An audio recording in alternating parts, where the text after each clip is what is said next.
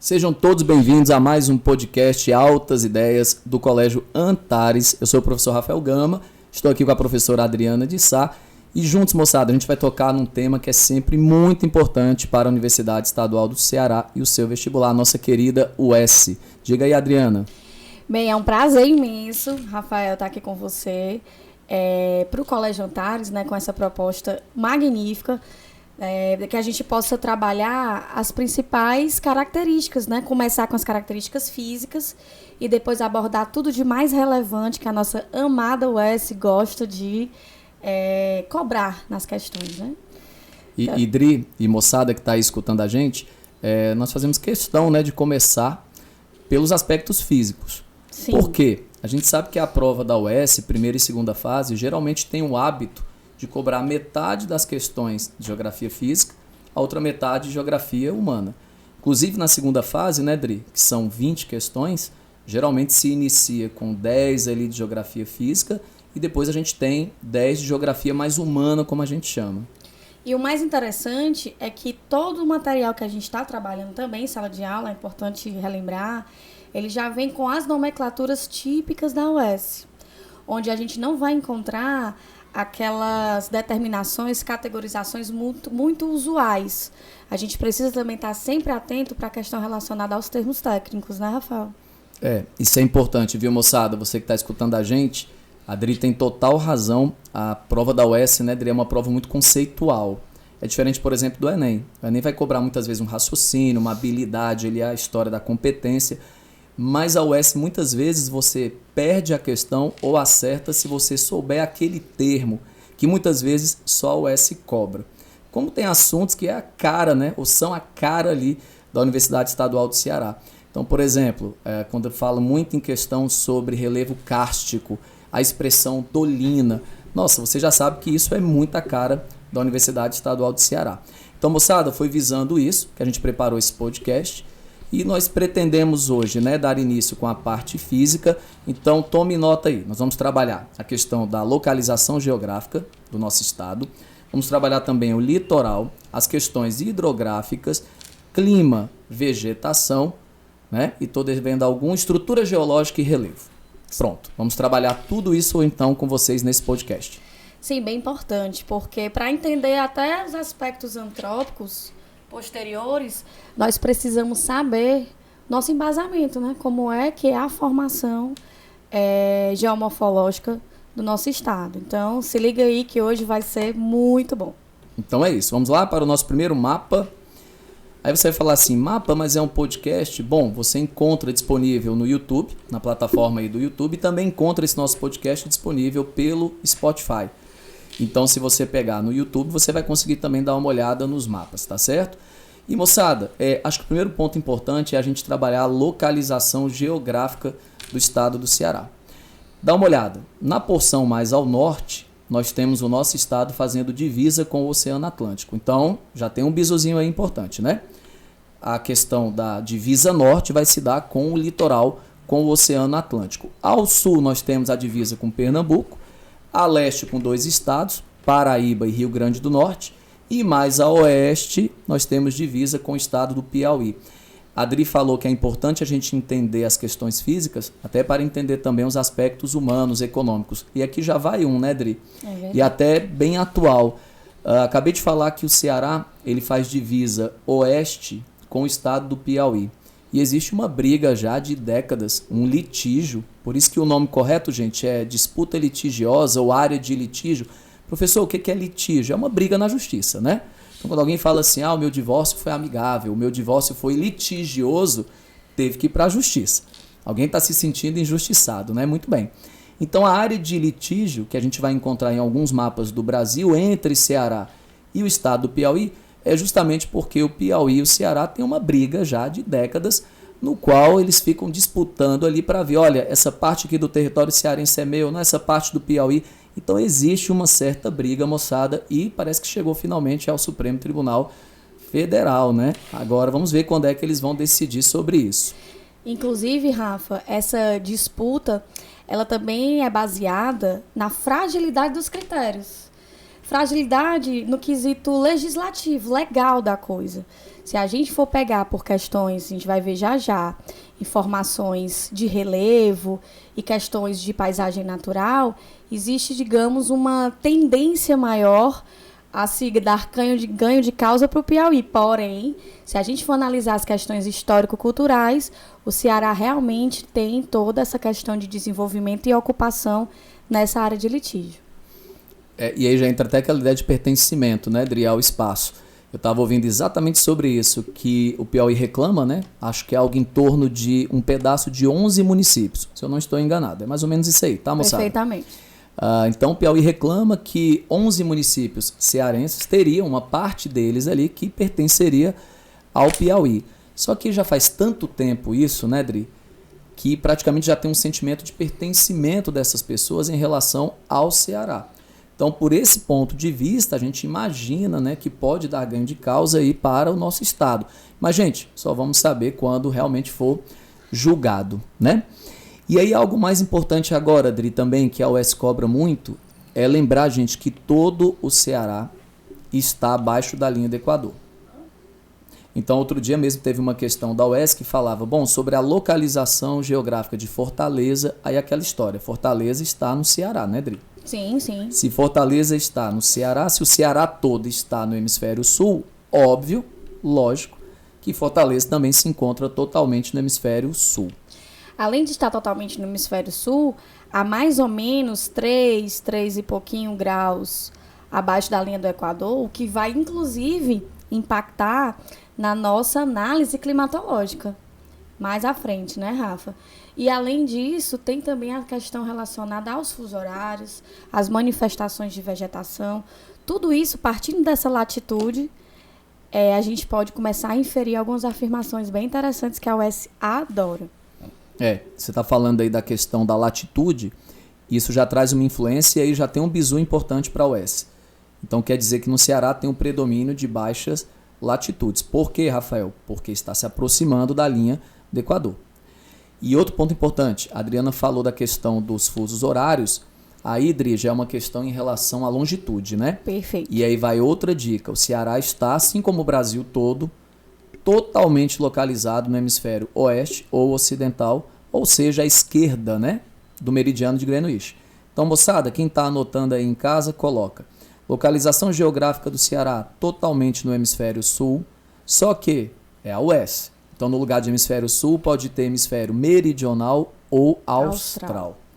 São termos que eu sempre digo, é muito importante você saber que meridional, austral e sul são sinônimos, assim como o contrário, né? Norte, setentrional e boreal se referem ao norte. Agora, cuidado, porque, por exemplo, uma coisa é o Ceará estar totalmente localizado no hemisfério sul. Outra coisa é quando a gente divide o Ceará pela metade, e aí a gente pode falar em porção norte e porção sul do Ceará. Então, por exemplo, embora o Ceará esteja totalmente no hemisfério sul, Fortaleza está localizado na porção norte do nosso estado, porque é próximo ao litoral. Então, tudo que está, gente, próximo ao litoral cearense, está numa posição mais ao norte, em relação ao meio do estado, né? E, por exemplo, a cidade de Juazeiro do Norte, olha como é complicado, né? A cidade de Juazeiro do Norte, em relação ao Ceará, Juazeiro do Norte está no Cariri. E o Cariri se localiza na posição mais ao sul do estado. Aí, claro que você deve estar se perguntando, mas por que o termo Juazeiro do Norte? Porque tem Juazeiro na Bahia. Sim. E aí, Juazeiro do Norte, esse do Norte é em relação a Juazeiro da Bahia. Então, cuidado, gente, porque uma coisa é a localização, que ela pode ser absoluta, mas tem horas que você tem que ver de maneira relativa também, né? Sim, perfeitamente. E até para entender outras questões importantes, como deslocamento das massas de ar, influência quando a gente vai observar a capilarização de rios, de rodovias, de ferrovias, tudo isso é relativado, né? Tudo isso é relativo em relação ao que é norte e sul. A gente precisa de uma referência, né? De um ponto referencial. Aí nos lembra aquela nossa ciência amada, física, né? Tudo vai depender do seu referencial. E aí a gente lembra que, por exemplo, em Fortaleza você tem a Avenida Leste-Oeste. Olha que interessante. A gente fala muito em litoral leste e litoral oeste do Ceará. Rota do Sol nascente e Rota do Sol poente. Então, como a Adriana falou, moçada, foca sempre nessa ideia que você precisa ter um referencial para saber de fato o que é norte, sul, leste e oeste. Então, para terminar essa primeira parte, quando eu falo que o Ceará está totalmente no hemisfério sul, é porque o meu referencial é a linha do Equador. Quando eu falo que o Ceará está totalmente no hemisfério oeste, é porque o meu referencial agora é o meridiano de Greenwich. E, Rafa, também é bom lembrar que na hora dessa localização latitudinal e longitudinal, nós estamos no fuso horário -3, né, do meridiano de Greenwich, onde nós estamos 3 horas atrasados em relação a Greenwich. E, ao mesmo tempo, o nosso fuso horário ele corresponde ao fuso horário oficial de Brasília.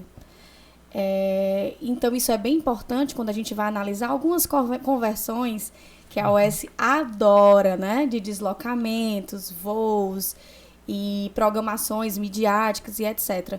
Então, sempre a gente está focado aí nessas questões relacionadas ao fuso horário. Alguns sentem certa dificuldade, mas é muito tranquilo.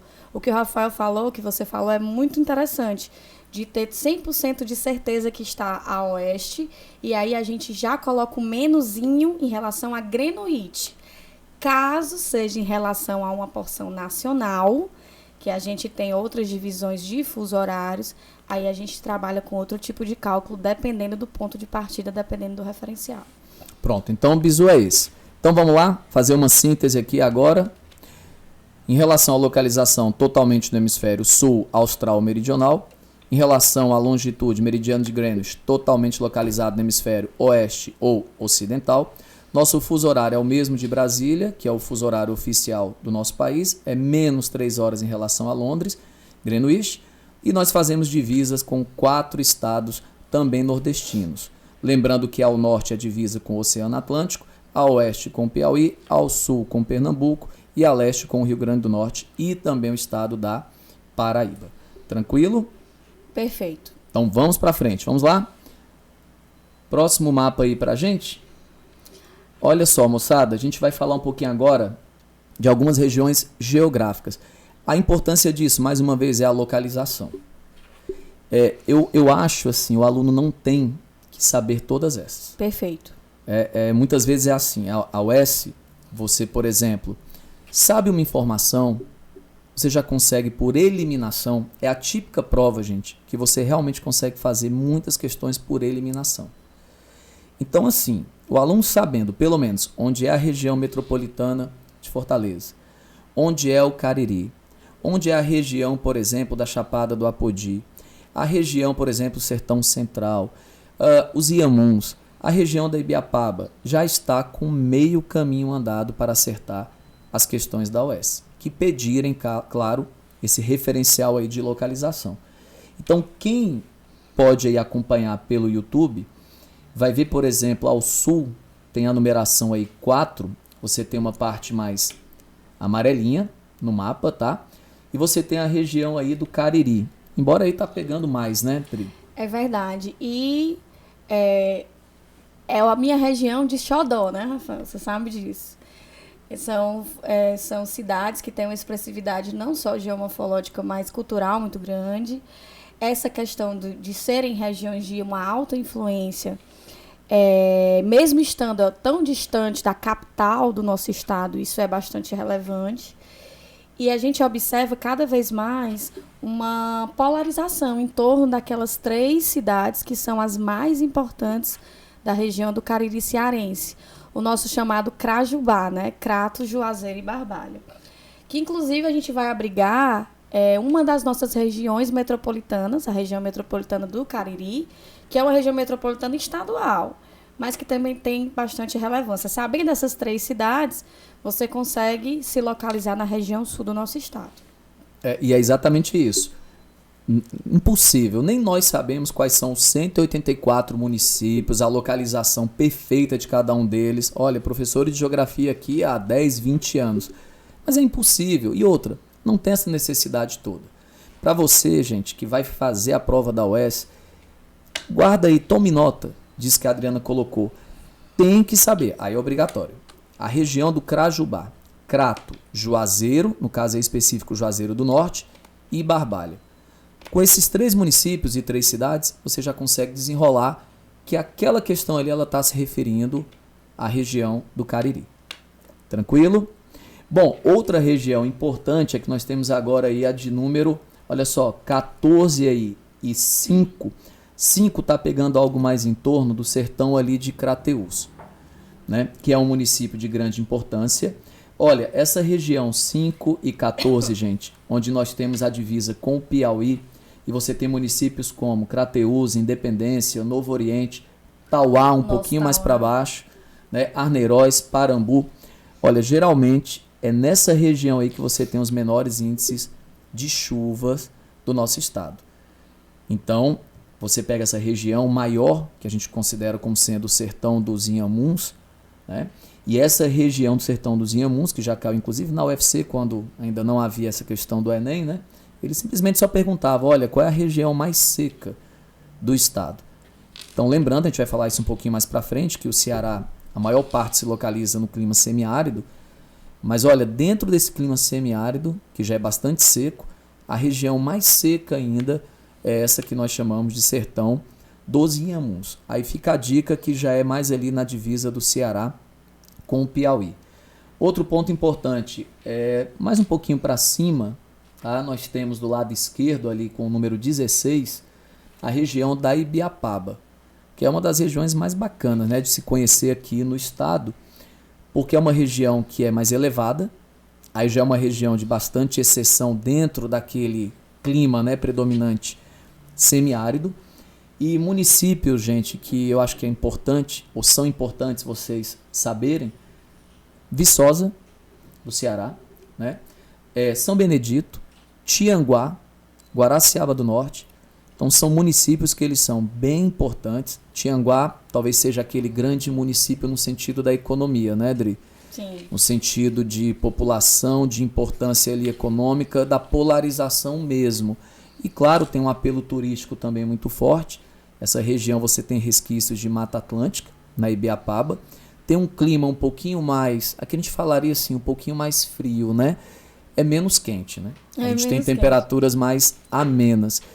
E a questão também de ter o Parque Nacional de Ubajara, que tem uma gruta belíssima, gente, com estalactites, estalagmites, que eu sempre falo, bondinho também para você descer e subir. Olha, é importante que você conheça, né? E aí é um dos menores parques nacionais, inclusive do Brasil. E essa região, Rafa, ela é bastante importante pelo que você falou, a gente faz essa associação dos fatores econômicos também com as características físicas, porque isso vai justificar esses deslocamentos, digamos assim, das pessoas, essa questão da interiorização. Estão começando a ter uma dinâmica institucional no quesito educação, interiorização de IFs, pontos de extensão das próprias universidades federais e produção de flores, essa exploração desses resquícios de Mata Atlântica, os nossos brejos de altitude também, onde a gente vai ter essa umidade, contribuindo, né, para ter essa vegetação pluvio-nebular, essa vegetação mais aflorada, diferente da nossa categorização climática predominantemente semiárida. Então, acaba entrando como se fosse um possível ambiente de exceção por causa dessa análise da hypsometria, né, da altitude interferindo nessas características físicas. Então, já dá todo um clima diferenciado e também o desenvolvimento das cidades em torno dessas características físicas da região. E aí você tocou na questão das flores, aí você fala assim, mas isso é uma questão econômica. O podcast hoje, lembrando mais uma vez, gente, está disponível no YouTube e no Spotify. Mas o podcast ele foca nas questões físicas, né? Mas, gente, você só vai conseguir entender por que lá e em Guaramiranga, que é outra região também de elevação e tudo, no Maciço de Baturité, né? Você só vai conseguir entender por que essas duas regiões, do Maciço de Baturité e a região da Ibiapaba, do Planalto da Ibiapaba, estão plantando flores justamente em relação a essa questão da temperatura mais amena. E outro ponto importante que você colocou o Ceará segue aquela lógica brasileira, que está passando por um processo hoje de desmetropolização e de interiorização da economia. Então, realmente, você chega hoje para visitar a produção de flores na região de São Benedito, lá na Ibiapaba, E você vai ver que aquilo ali mudou a cara da economia daquela região. Muita gente hoje trabalhando, já chegou a ser um dos maiores produtores de flores orgânicas do mundo. Você tem lá a empresa Regis, que tem uma projeção já praticamente nacional e internacional. Então isso é de grande valia, gente. Você associar o quesito físico a essa questão da agropecuária, a questão econômica, tá? Então vale realmente a dica. E só uma lembrançazinha também, né, que é muito típico da nossa cultura, a bela e boa cachaça, né? Não temos como dispensar essa análise de eficientes alambiques que a gente vai encontrar em Viçosa, né? Acho que até nas regiões serranas, sim, né? Sim, com certeza. Nas regiões serranas. Você chegar também em Guaramiranga, por ali a região, você tinha ali produção de cana-de-açúcar, no início ali de Redenção, subindo um pouco. Então, essas regiões serranas, moçada, elas tradicionalmente plantavam cana-de-açúcar e você tinha essa questão dos alambiques, as fazendas dedicadas ali à produção de cachaça. É interessante também que a Ipioca, que se tornou o maior grupo produtor de cachaça do mundo, mas ele surge quando o português lá da família Teles vai fundar lá em Maranguape. Só que Maranguape também é outra região de serra, um maciço que nós temos aí mais próximo à nossa cidade aqui, Fortaleza, e aí se enquadra também nessa questão de região serrana. Então, interessante, quando você fala muito na questão da produção de cachaça e que deixou aquele estereótipo faz tempo, né, Dri? Verdade. De que era algo assim, negativo, uma bebida muitas vezes barata, uma bebida... Não, hoje em dia você tem um valor agregado, você tem exportação, você tem sommelier, você tem uma combinação. E eu acho isso interessante, trabalhar para que uma bebida que é tipicamente aqui nossa, de produção muito forte aqui no Nordeste e aqui no Ceará, que ela ganhe realmente o status, e ela já ganhou, que ela merece. Isso é bom, isso traz um potencial para a economia do nosso estado muito forte. Né? Perfeito, perfeito. Bom, gente, vamos pegar mais uma região aí importante. Uma região com uma cor aí mais rosada, número 6 ali é Quixadá, mas o número maior que vocês estão vendo é o número 2. Note que está um pouco no centro do nosso estado. Então aí é o famoso Sertão Central. Tem que saber que Quixadá e Quixeramobim estão nesse chamado Sertão Central. Gente, sempre que falar sertão, provavelmente a UES vai estar se referindo a locais secos. Então, quando ele falar Sertão de Crateús, Sertão dos Inhamuns, Sertão Central, a ideia de sertão vai nos remeter a essa ideia, pelo menos aqui no Ceará, a essa ideia de locais que são mais secos. E a gente pode lembrar também, fazendo uma retrospectiva das análises físicas que acontecem, do próprio intemperismo físico que a gente vai encontrar aí, extremo, na degradação das rochas. E também, só para dar um spoiler aí para a galera que está mais antenada com a cultura pop, está lançando agora, se eu não me engano, esse mês, um filme que foi rodado em Quixeramobim, com aquele Edmilson, né, que é um artista cearense, e outras pessoas também, que vão explorar bem as questões paisagísticas. Então, para você que quer dar uma olhada aí na produção cinematográfica estadual, nordestina e nacional, vale a pena também conferir. Porque não é só por estar dentro de uma constituição semiárida que a gente não vai encontrar particularidades belíssimas e complexas relativas a relevo, vegetação e ao embasamento geológico dessa área. Nesse quesito ainda cinematográfico, lembrar que tem um filme chamado Área Q, e é justamente muito ligado a essa ideia de Quixadá, Quixeramobim. Existe realmente, isso é sério, estudos, né, em relação a como é que eu posso colocar ali? Em relação a OVNIs, essas coisas e tal, na região, né? Ufologia. É muito forte, de fato, essa questão nessa área do Sertão Central. E é legal que essa parte de Quixadá, gente, Quixeramobim, tem os famosos ali campos de Inselbergues, que a UES ama cobrar, e tem que cobrar, sabe por quê? É a Universidade Estadual do Ceará. Então ela tem que cobrar, de fato, coisas que são tipicamente nossas, paisagens bem típicas. E olha, os campos de Inselbergues, o mais famoso, Pedra da Galinha Choca, um imenso bloco de granito que nós vamos encontrar próximo ao açude Cedro, que a gente vai deixar para falar um pouco mais do açude, da sua construção na parte de hidrografia já. Mas lembrar que é como a Adriana estava colocando, moçada, Sertão Central, área bastante seca, mas com paisagens muito encantadoras. O açude Cedro ali com seu espelho d'água, e essa questão da Pedra da Galinha-Choca e vários monólitos, e conhecido mundialmente também como um dos melhores lugares do mundo para a prática do voo livre.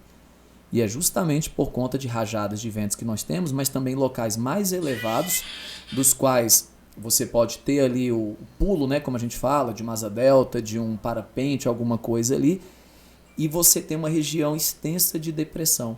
Então você tem uma área ali que é muito propícia para essa questão da prática do voo livre. É verdade. Rafa, e também lembrar que nessa construção de Inselbergs, ou dos monólitos, eles são resquícios graníticos muito antigos. Já foram, inclusive, de uma maior altitude, que vão sofrendo esse processo de intemperização.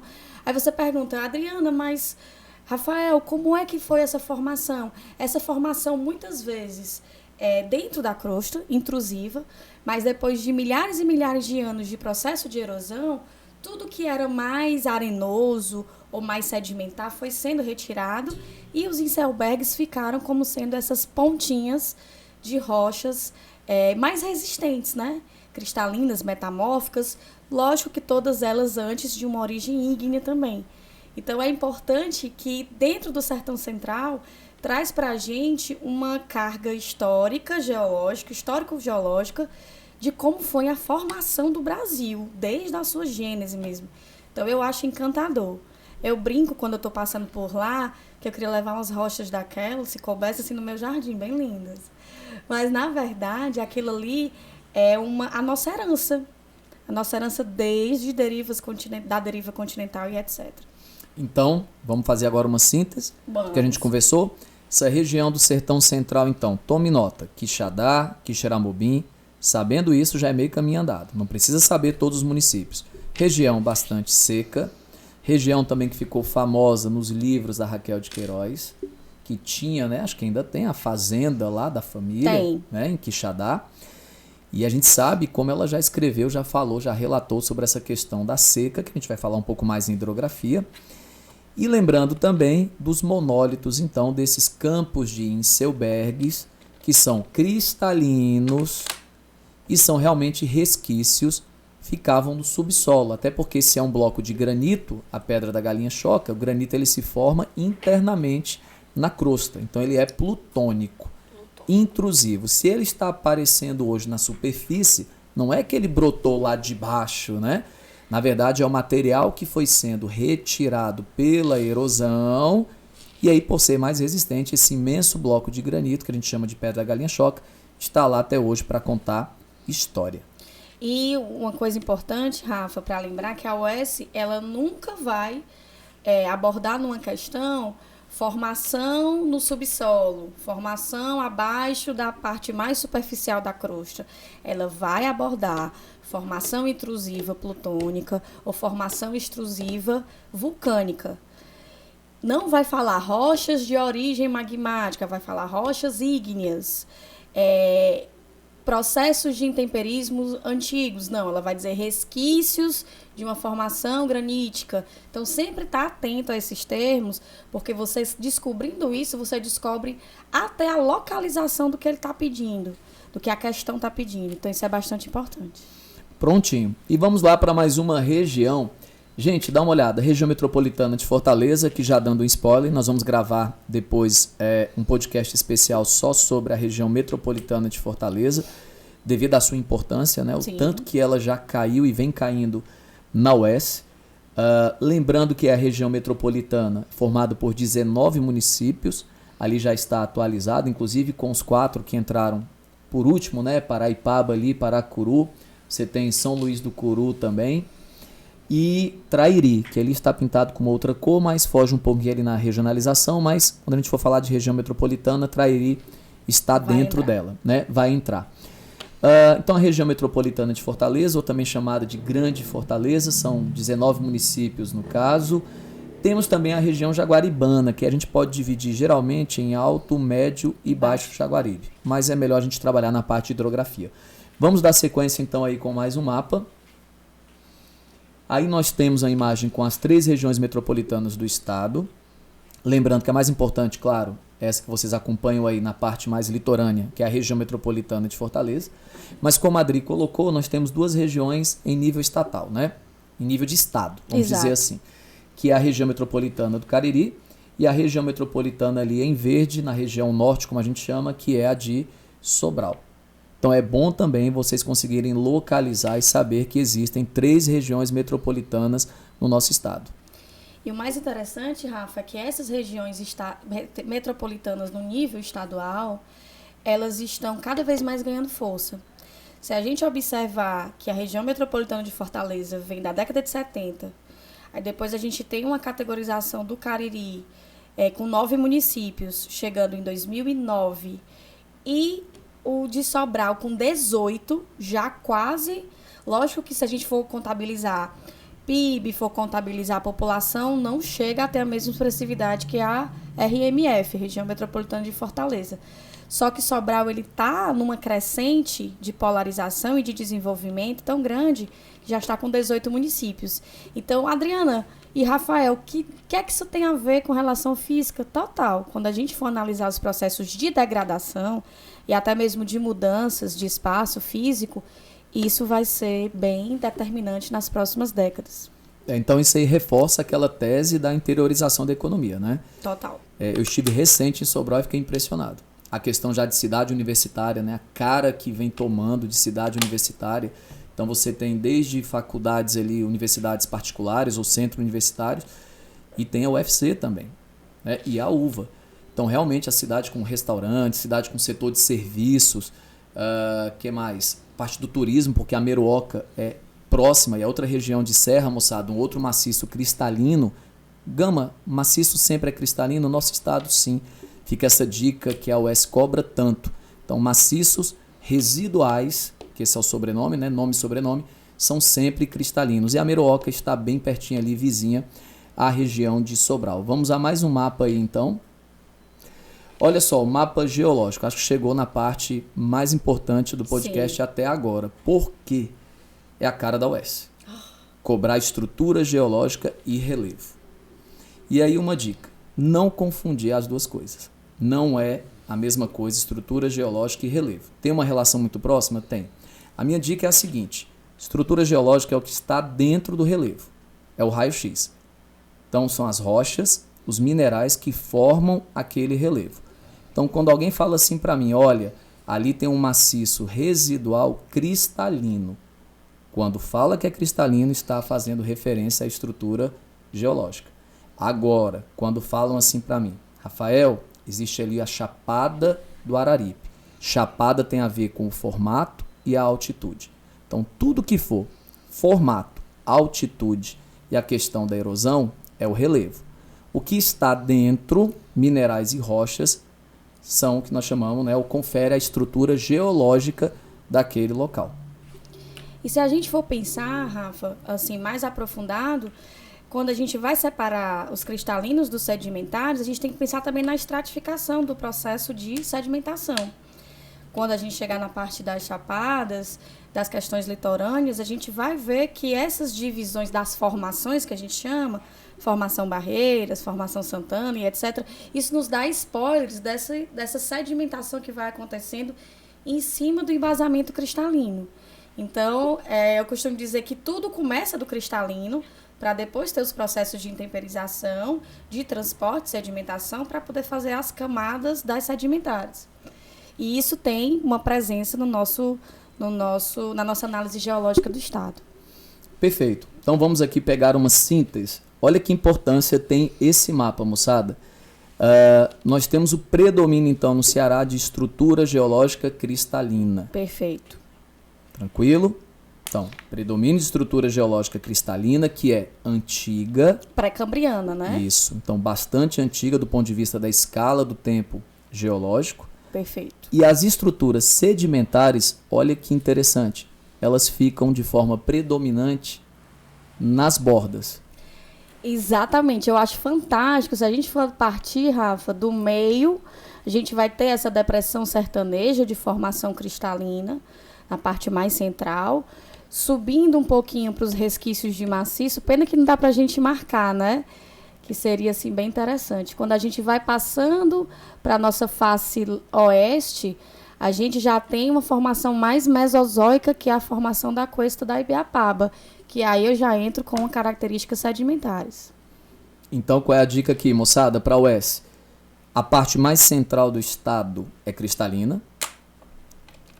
O relevo é de depressão sertaneja. E as bordas ali que nós temos, a borda norte é uma formação mais litorânea, mais recente. A UES cobra bastante. O litoral cearense ele tende a ser mais recente, claro, do que as estruturas ali geologicamente cristalinas. Então a dica, depressão sertaneja, maciços são cristalinos. Já Cuesta, Chapadas e o litoral, tanto com tabuleiro, com as formações litorâneas, faixa de praia, dunas, restingas. Restinga tem que tomar cuidado porque existe restinga do ponto de vista geológico, que é aquele braço de areia ali, e tem a restinga do ponto de vista biológico, que é a vegetação que acompanha, por exemplo, as dunas ali na Sabiaguaba, né? Então tem que tomar cuidado porque o termo restinga pode se referir a aspecto biológico e aspecto geológico. Então, gente, litoral, faixa de praia, a questão das elevações, planaltos sedimentares, já os maciços cristalinos, enselbergs cristalinos e a depressão sertaneja também cristalina. Só com isso dá para arrebentar, fazer muitas questões da UES. É verdade, Rafa. E se tiver uma abordagem mais aprofundada da coluna geológica, só para lembrar para vocês que estão acompanhando a gente, que na parte central, só para lembrar o que é depressão, áreas rebaixadas em relação às áreas adjacentes, às áreas ao entorno. Então a gente sempre vai ter aquele relevo bem mais rebaixado em relação a outros resquícios planáusticos. Chega na depressão sertaneja, mais acima eu vou ter os resquícios de maciços ou os resquícios graníticos. A cuesta da Ibiapaba, vamos só relembrar para o pessoal que é uma cuesta, Rafa. Bom, a cuesta ela é muito semelhante à chapada, né? Só que a chapada ela tem o topo íngreme e duas vertentes. O topo plano na chapada e as duas vertentes que são os lados, né? Bem íngremes. Bem abruptas, Abruptas, né? Já uma cuesta é bem parecida. Você tem um topo plano, uma vertente, um dos lados é bem inclinado, só que o outro lado, o reverso que a gente chama, ele já vai ser suave. Então, no caso do Ceará, a UES pode cobrar que o lado cearense da cuesta da Ibiapaba é o lado íngreme, o lado bem abrupto, né? O paredão, como a gente chama. Paredão. E para o Piauí, divisa com o Piauí, a gente tem a área mais suave, o reverso ali da cuesta. E aí sempre lembrando, moçada, que quando se trata de uma cuesta, geralmente tem a área a barla-vento e a área a sota-vento, né? A área a barla-vento é aquela que está voltada para o litoral, então recebe mais a umidade, a vegetação é de maior porte, é mais densa, mais verdinha, como a gente fala, e o reverso, que já tem a dificuldade de receber esses ventos que ficaram barrados na parte mais frontal, né, da cuesta ali. No front. No front. Então, o reverso acaba sendo bastante seco. Inclusive, quando a gente fala em sertão central, é lembrar que aquela região de Quixadá, Quixeramobim, Capistrano, ela está depois, no sentido do litoral para o interior, né, ela está depois do maciço de Baturité. Então, o maciço de Baturité, a parte que está voltada para o oceano, para a Fortaleza, que é o Barlavento, é bastante úmida, verdinha, com resquícios de Mata Atlântica. A gente encontra lá cachoeiras, não é isso? Quando a gente vai para lá fazer turismo e tudo mais, é porque se trata disso, um clima mais ameno, a questão da umidade, uma vegetação diferente da caatinga, só que o reverso passa a ser bem seco. Aí a gente pode colocar na UES que a elevação ajuda a impedir essa passagem da umidade? Certamente. Certamente. Vai agir como também numa análise de umidade que a gente pode remeter à formação de chuvas orográficas. Lógico que nossa hipsometria, a gente vai ver mais à frente, não é tão expressiva, mas mesmo assim influencia. E aí eu vou ter essa constatação na fitofisionomia da vegetação. Aí eu vou poder conseguir analisar essa umidade. Muito bem. Vamos adiante? Olha só. Volta só um pouquinho para a gente falar desculpa, só para lembrar, depois da cuesta da Ibiapaba, nós vamos ter o que? A Chapada do Araripe? Do Araripe. A Chapada do Araripe, que também é uma constituição sedimentar. E lembrando que aqui já é mais recente. Eu vou sair da Ibiapaba, que é uma constituição paleozoica. Vou chegar na minha Chapada do Araripe, que é uma constituição mesozoica. Subindo, a gente já vai para o Apodi, que eu já tenho uma constituição também mesozoica, uma formação mais recente sedimentar. Chegando na planície litorânea e nos tabuleiros pré-litorâneos, eu vou encontrar uma formação cenozoica terciária e na faixa de praia, como o Rafael bem lembrou, uma formação cenozoica quaternária. Então, é a nossa parte mais recente dessa estrutura sedimentar. Então, nas bordas sedimentares, na parte interna, cristalino. Sempre do mais antigo para o mais recente. Então, uma síntese disso, de maneira geral, a gente pode colocar que os maciços são mais antigos, são cristalinos, os planaltos sedimentares mais recentes e o litoral com tabuleiro e a faixa de praia mais recente ainda. Perfeito. Dica aí para você, então. Vamos lá, próximo mapa, adiante. Falar um pouquinho agora da hipisometria. Hipisometria é o relevo, é a altitude, tá? Na verdade, do nosso estado. A gente consegue perceber que o litoral, até porque o litoral é próximo ao oceano, então é nível 0, né? 0 metro ali, como a gente fala, ou 0 metros. O a nível, né, do mar, né? É, o a nível do mar ali, né? E a gente coloca que próximo ao litoral, então, a parte mais ao norte do estado, você tem as menores altitudes. Olha só, predomínio de 0 até 200 metros. Então são áreas, principalmente no litoral, de planície, a famosa planície litorânea ou planície costeira, na qual Fortaleza se localiza.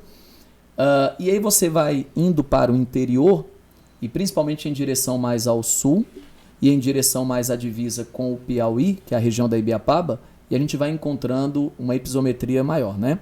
Uma altitude mais elevada. Os pontos mais altos, gente, geralmente se localizam no maciço de Baturité, na região também ali de Monsenhor Tabosa, a região da Ibiapaba, Meruoca, e aqui embaixo, vejam só, na região sul, na Chapada do Araripe.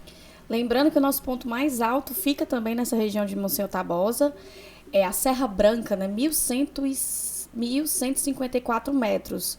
Então, é mais uma amostra que a gente não tem essa expressividade em altitude.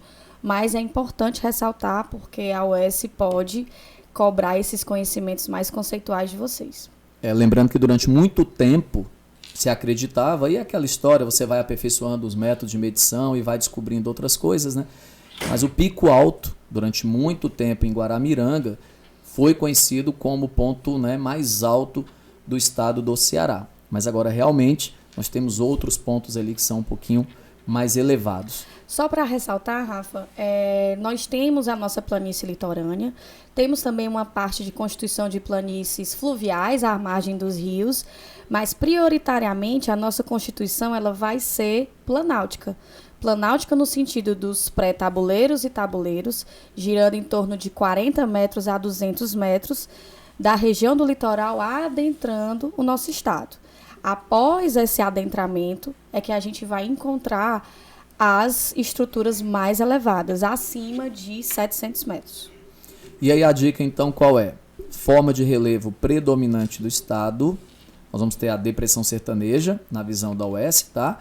Então, até agora a gente pode fazer uma pequena síntese. Olha só, a localização do Ceará totalmente no hemisfério sul e totalmente a oeste. Em relação à estrutura geológica, predomínio de estrutura cristalina. E em relação ao relevo, predomínio de depressão sertaneja. E aí combina, porque a depressão sertaneja, a estrutura geológica dela é cristalina. Tranquilo? Então vamos mais para frente aí. Olha só, clima. O clima tem uma interferência do relevo? Total. E também da proximidade ou não com o litoral? Certamente. Perfeitamente. Então vejam vocês, clima predominante do estado, semiárido. O Ceará talvez seja o estado nordestino que tem a maior proporção, então estou falando em percentual, do seu território dentro do chamado clima semiárido. Talvez até por isso, Dri, nós tivemos o primeiro açude, ele foi construído aqui no Ceará, com ordens ainda de Dom Pedro II, mas a construção ela vai acontecer no período republicano, que é o açude Cedo. Belíssimo, belíssimo, isso. Vale a pena. Quem não conhece, fazer essa viagem, que o ganho visual, histórico, e também para analisar esses impactos antrópicos, né, na tentativa de melhorar essa constituição de seca ou de semiárido, é bastante interessante. E hoje vale a pena lembrar que o açude Cedro ele não tem praticamente mais função no sentido da segurança hídrica. Mas é legal quando ele mantém o seu espelho d'água Sim. Pela questão turística e pela paisagem. É muito característico, eu sempre digo, até para os meus alunos, é uma das paisagens mais características do estado e bonita. A gente Sim. tem que parar com essa ideia de que o bioma da Caatinga, do Cerrado, que também tem no Ceará, são biomas de segunda categoria. O próprio Oeste tem uma questão que eu vi muita gente errar, porque a resposta colocava que a Caatinga tem uma riqueza florística. Demais! E aí todo mundo fica pensando o quê? Não, é uma vegetação, abre aspas, pobre. Jamais. Inclusive, eu sou muito fã, não sei se eu já te falei, Rafael, de Darwin, das questões adaptativas e evolutivas. Quando a gente vai estudar mais a fundo essa questão da Caatinga, a gente observa o quanto esse xeromorfismo dela ajuda nessa questão do florescer, do ser brilhante, das cores do sertão.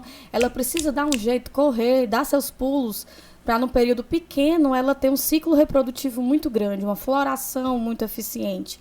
Então, na verdade, a Caatinga, aquela mata branca, aquela mata cinza, amarronzada, ela está meio que guardando forças, podemos dizer assim, para quando tivermos um período de maior umidade, ela rapidamente conseguir perdurar, conseguir permanecer. Então, músicas e questões culturais também já trazendo um pouco para a geografia humana, que não tem como dissociar uma coisa da outra. Eu até acho isso péssimo, né? Nas divisões geográficas, mas é extremamente relevante. Você tem total razão, falar que a Caatinga não tem uma variedade de espécies da fauna e da flora é um crime. Nós que estamos dentro desse bioma completamente endêmico brasileiro, nós não podemos dizer de jeito nenhum essa afirmação. Então a dica qual é? Heterogênea. Total. Formação heterogênea, rica em biodiversidade, e parar realmente de ver a Caatinga e o próprio Cerrado com biomas de segunda categoria e valorizar apenas a floresta amazônica. Eu sempre digo, valoriza a floresta amazônica com certeza, mas sem esquecer do desmatamento aqui. A gente vai falar mais sobre isso no podcast em relação às questões ambientais. O processo de desertificação que vem sofrendo, sobretudo nesse bioma da Caatinga, já tem uma predisposição física, e se você tiver também ações antrópicas negativas, você vai acelerando aí esse processo. Perfeito. Bom, em relação aos climas, nós temos o predomínio então de clima semiárido, que pega sobretudo a porção aí mais central do estado. É claro que no litoral você já tem a questão do vento, da umidade maior, então você tem uma certa diferenciação. Nesse mapa fornecido pelo IPES, que eu sempre digo, é um bom órgão para você, aliás, maravilhoso, porque é oficial. E atualizado. Então é sempre bom você recorrer à IBGE, recorrer ao IPES, porque são os órgãos ali oficiais para que você tenha uma informação mais correta. Então, na nossa legenda aí, a gente acompanha que a parte maior do Ceará está sob domínio aí do clima tropical quente e semiárido, mas para o litoral nós temos o tropical quente semiárido brando. Agora eu quero muita atenção nas áreas de elevações. Sim. Ali no maciço de Baturité, a gente nota que o clima continua sendo tropical, só que veja que naquela porção de Mulungu, Aratuba, Guaramiranga, que é a parte mais alta do maciço de Baturité, a gente tem o clima tropical subquente.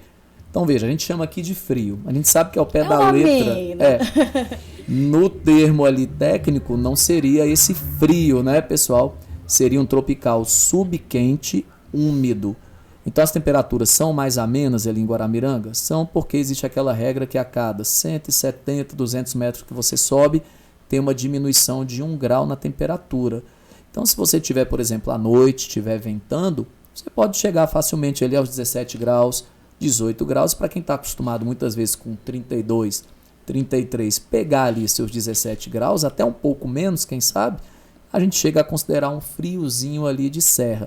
Mas o nome correto, gente, é tropical subquente úmido, inclusive aqui na visão oficial do IPES. E o mais legal, o mais interessante é que nessas áreas de elevação, a gente vai observar também uma regulação térmica em virtude da umidade. Senão nós teríamos uma diferença muito grande, uma amplitude térmica muito acentuada, se não tivesse, por causa da altitude dessas constituições de vegetação, esse jogar, né, esse regar, digamos assim, a atmosfera com a umidade. Então a gente não fica nem naquela constituição de extremamente frio, porque a gente consegue ter essa regulação térmica, e também já abranda um pouco mais essa questão do nosso semiárido. Isso é bem importante. E só para complementar, quando a gente vai analisar o semiárido mais brando na parte litorânea, muito disso tem a ver com a umidade que a gente recebe, né? Pela diferença de pressão que a gente vai recebendo da brisa marítima, no caso. Então, tudo isso, quanto mais a gente se afasta do litoral, menos a gente vai sentindo essa regulação térmica. É um conforto térmico. Por isso que a gente é tão acostumado, lógico que salvo as devidas proporções da influência histórica e colonizatória, também por causa dessas características de conforto térmico próximo ao litoral. E aí, duas coisas importantes, então. Você falou da regulação térmica que a umidade proporciona. É por isso que acontece muitas vezes a gente ir para Sobral, por exemplo, tem aquela fama de ser uma das cidades mais quentes, e de fato, junto com Morada Nova e outras, são cidades bem quentes, principalmente ali durante o dia. Aquele momento da tarde, gente, 11 horas ali, indo até colocar umas 5 horas da tarde, realmente um momento muito quente. Mas quando é à noite fica agradável.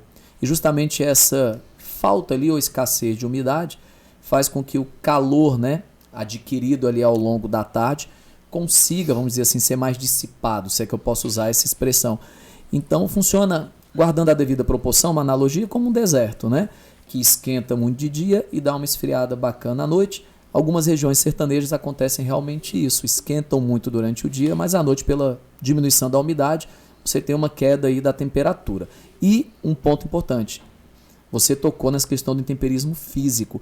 É bom lembrar que aqui a gente está falando de climas, então nessas regiões do Maciço de Baturité, da Ibiapaba, que são mais úmidas por conta das chuvas orográficas, da barreira orográfica, o intemperismo que a UES vai colocar nesse caso é o intemperismo químico. Então, gente, nas elevações que são mais úmidas, falou que é mais úmido, intemperismo químico. Nos locais do sertão, depressão sertaneja, mais seco, tá? Ou mais seca a depressão sertaneja, predomínio do intemperismo físico. E o legal é que se a gente for fazer uma análise também com relação pedológica, isso vai influenciar demais. Eu vou encontrar vegetações de grande porte nessas altitudes, porque eu tenho esse intemperismo químico que você falou, Rafa, e isso vai aprofundar o meu solo e vai me dar uma constituição de estratificação de horizontes bem maior do que o que eu encontro no meu semiárido, na minha depressão sertaneja, que eu encontro no máximo horizonte A ou B, já com a minha rocha matriz abaixo, muitas vezes erodido eolicamente, e eu até tenho resquícios de rocha exposta. Já nessa constituição de maiores altitudes, essas constituições serranas ou de maciços, a gente consegue perceber um solo mais agregado. E é aí que a gente vai ver uma estratificação possivelmente completa no sistema pedológico. E aí não tem como desassociar da questão econômica mais uma vez. Por isso que nessas regiões de elevações, que você tem mais umidade, você tem mais uma chuva ali, você tem um solo muitas vezes mais fértil do ponto de vista da matéria orgânica, verdade, do humus, uma profundidade um pouco maior, você consegue visualizar claramente que são regiões de produção agrícola. Então você vai encontrar muito sítio, chácara. Hoje eu sei que tem muito sítio e chácara para as pessoas passarem o final de semana. Virou uma área turística também muito valorizada, aquela região ali do Maciço de Baturité, mas ainda é muito comum, principalmente dos moradores mais tradicionais de lá, e realmente produzirem, desde banana, tomate, hortaliças, tudo isso. Então é uma região muito rica de produção de agricultura, inclusive com muita produção orgânica, muitas Sim. vezes nessa região do Maciço de Baturité, de pequenos produtores, né? E a região também lá em Guaraciaba do Norte, por ali, a região da Ibiapaba. Vamos para frente então, mais um mapa aí para a gente. Esse mapa ele já está tocando na questão mais da vegetação, que a gente vai abordar agora. E aí lembrando, eu sei que aquela frase é meio clichê, mas é muito verdade, né? A vegetação é um reflexo do clima. Claro Perfeito. Que não é só isso. Tem a questão do relevo, tem a influência da estrutura geológica, a influência do solo, mas o clima influencia de fato muito na característica da vegetação. Então, quando a gente fala que no Ceará tem o predomínio da depressão sertaneja, do clima semiárido, os solos mais rasos nesse local, mais pedregosos, né? Sim. E a gente vai ter então aí a vegetação de caatinga. Então, a vegetação que predomina no nosso estado, a vegetação de caatinga, que é xeromorfa, caducifólia também, ela deixa, né, não todas, mas algumas plantas, suas folhas caírem de propósito, para passar ali o período de estiagem, como a gente fala, ou segundo semestre geralmente, e aí eu quero retomar só isso, que as nossas chuvas no Ceará, elas se concentram no primeiro semestre, então a gente vai falar ali em quadra chuvosa. Eu não quero ninguém falando em inverno. Jamais. Para a UES isso aí, para a UES não funciona. Então é a nossa quadra chuvosa. Por que quadra? São 4 meses. Fevereiro, março, abril e maio. Geralmente os meses ali de março e abril sendo aqueles com maior pluviometria em termos históricos. Rafael, e qual momento é esse na estação do ano? Vai pegando o verão e a passagem para o outono. Então, questão da UES, o nosso momento de chuvas, na verdade, corresponde àquilo que o cearense chama de inverno, corresponde, na verdade, ao verão e à passagem para o outono. Então, vale a dica. Aí no litoral, pessoal, nós temos o clima mais ameno ali, um semiárido mais brando, como a gente fala, e nós vamos ter então ecossistemas como manguezais e restingas, e nas serras nós temos a mata pluvio-nebular. Rafa, só te cortando um pouquinho para dizer que o nosso tempo está esgotado. Tá sendo tão bom o nosso bate-papo, a gente está aprofundando em várias questões bastante importantes, que vai ter um bis. Teremos outro podcast falando dos aspectos físicos, porque são muitas coisas para analisar. Então, vamos deixar essa parte da questão da geoambiental e também da questão da vegetação para o próximo podcast? Isso cabe muito bem na parte lá sobre questões ambientais. A gente vai precisar retomar essa questão da hidrografia, da vegetação. A gente vai fazer um mix, então, pessoal. Então, o que a gente ficou devendo nesse podcast, agora a gente vai complementar na parte de questões ambientais. Quero agradecer demais a presença da Adriana. Foi show de bola. Muito bom. E agradecer a todo mundo que está escutando a gente, moçada. E até o nosso próximo podcast Altas Ideias. Valeu, grande abraço. Grande abraço a todos.